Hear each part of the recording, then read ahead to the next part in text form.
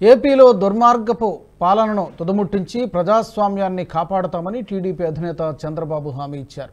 బాపట్ల జిల్లా చీరాలలో టీడీపీ నిర్వహించిన ప్రజాగళం బహిరంగ సభలో చంద్రబాబు మాట్లాడుతూ ఏపీలో ఇష్టానుసారం జే బ్రాండ్లు పెట్టి రాష్ట్రాన్ని అతలాకుతలం చేశారని మండిపడ్డారు.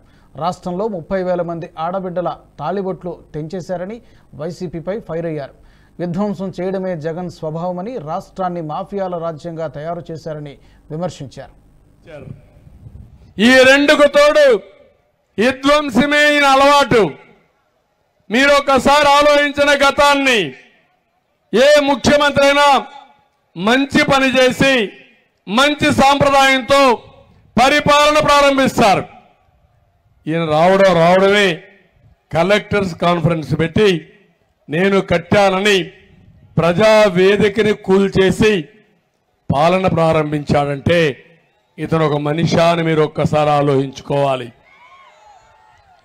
నేర ప్రవృత్తి, నేరాలు ఘోరాలు చేయడం, పోలీస్ వ్యవస్థను ఉపయోగించుకొని ఎక్కడికక్కడ అణిచివేయాలని ఆలోచన తప్ప ఈ రాష్ట్రంలో శాంతి భద్రతలు పరిరక్షించాలి, ప్రజాస్వామ్యంగా ముందుకు పోవాలని ఎక్కడా లేదు.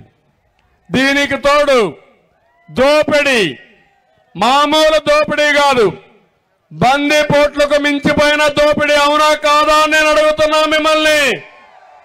ఈ వీడియో మీకు నచ్చినట్టయితే లైక్ చేయండి, 10 మందికి షేర్ చేయండి. అలాగే కామెంట్ల రూపంలో మీ అభిప్రాయాలను మాతో పంచుకోండి. Nationalist hub group of channels ను సబ్స్క్రైబ్ చేసుకుని తెలుగునాట జాతీయవాద జర్నలిజాన్ని ప్రోత్సహించండి. ఈ వీడియో కింద ఉన్న బెల్ ఐకాన్ పై క్లిక్ చేయడం మర్చిపోవద్దు.